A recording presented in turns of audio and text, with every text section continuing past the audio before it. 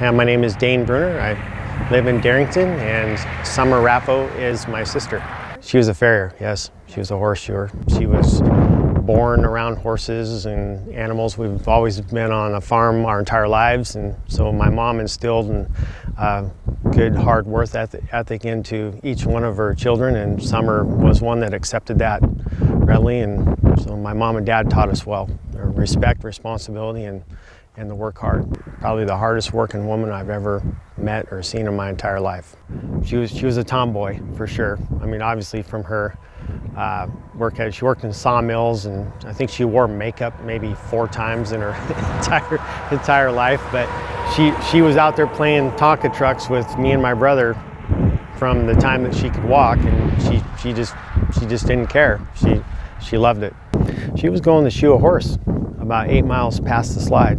So she was driving. She left the house, left her house. She lives in an apartment there on my parents' farm, and about a mile from me.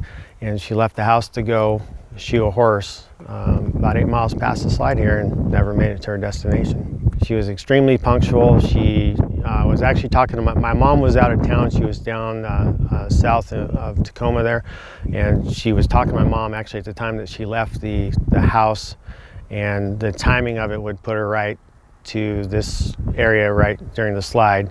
But she was always either 15 minutes early or 5 minutes early, but she was never on time. She was always early for her appointments, and my mom called right away to see if she made it to her destination. She never made it to her destination. They tried calling her cell phone. I tried calling her cell phone. She's really good about answering that even while she's driving with her Bluetooth she had, and she never answered.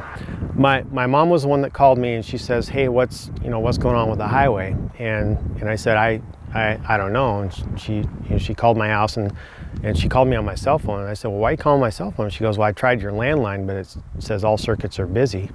And I thought, well, that's weird. And so she goes, "But do you know what's going on with the highway?" And I said, I don't know, but I'll try to find out. So I made some phone calls and to some folks that I knew in the fire department, and they were actually all out of town, but they had heard there was a slide around the Skagman Hill area, but had no idea the magnitude or anything. And there's slides occur here all the time. There's been probably a dozen of them in the last 30 years. So, but they're fairly small. It's more of an inconvenience than anything else. Some dirt rocks get on the highway, and DOT takes a day or two to remove it, and then it's all fine, well, and good. So I was trying to get information. I was talking to some other folks my neighbor lives on the road. She has a scanner. I called her. She says, "Well, I don't have the scanner on, but I'll turn it on." Well, right when she turned it on, we were hearing sirens coming from the opposite direction of where we thought they should be coming from, and they were coming from the east to the west. And I thought, well, that's really, really odd.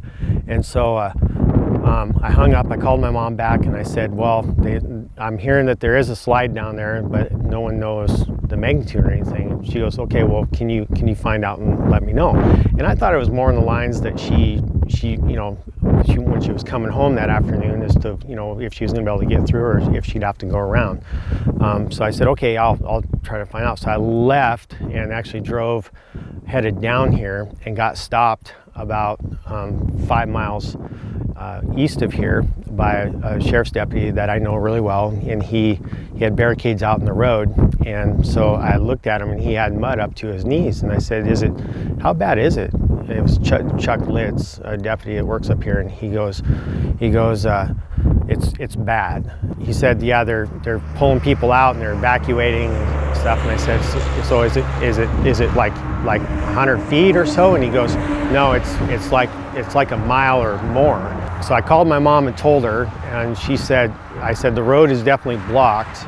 And she goes, "Okay, but have you heard from your sister?" And I said, "No, I haven't heard from her." And she goes, you need to get a hold of her. You need to find her." And I said, "Well, why?" And at this time I didn't know the situation. She just goes, "Summer's in it." And I don't know what it is. It's a mother's intuition or what the connection they had, because my mom and my sister were best friends. I mean, they were inseparable.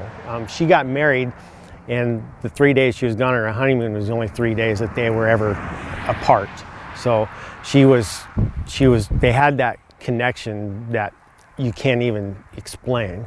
And I said, Mom, I just talked to the deputy and he said there's no one's down there. And she was getting upset with me, and I said, what do you want me to do? And she goes, go find your sister. And those words resonate with me a lot, because it was just, I didn't understand it at that time until she said it like that. And I said, okay, I will do that. I ran back to town, we loaded up, I came back with food and water. We grabbed a bunch of shovels. My two sons and I sat in my truck for about 3 minutes, and I just sat there trying to figure out what to do to wrap my head around this. And so we walked in. It took us 2.5 hours to walk a half mile. We were sinking up to mud up to our neck.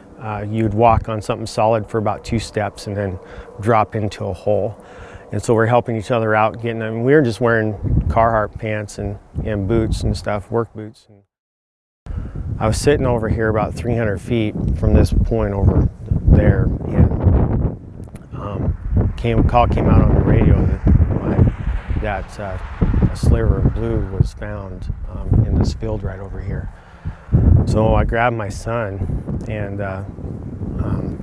said, this could be it. And I waited, and I got a call from my sister's other best friend, Rhonda Cook, who lives up in Darrington. And she called me and she says, hey, I think we found Summer's car.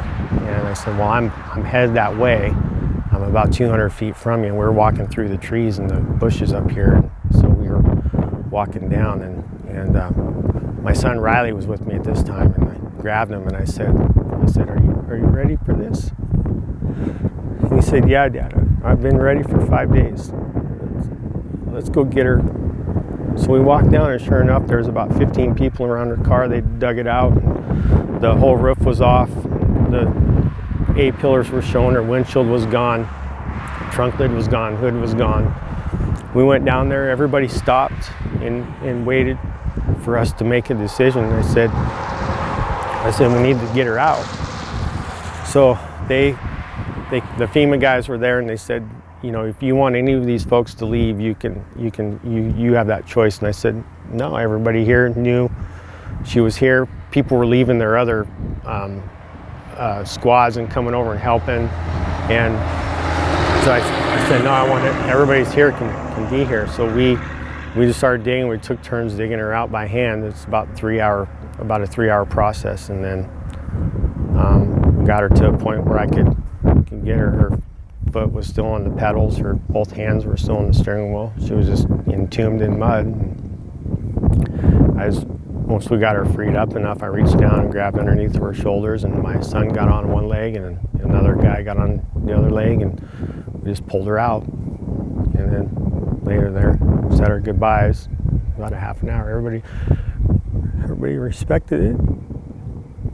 You look around, everybody would stop, and folks taking off their hard hats and putting them on their hearts and stuff. And it's probably the toughest thing I've ever had to do as a son and as a big brother. But I made a promise to my mom that I was going to get her out and I was going to bring her home so she could hold her one last time, and that's what I did.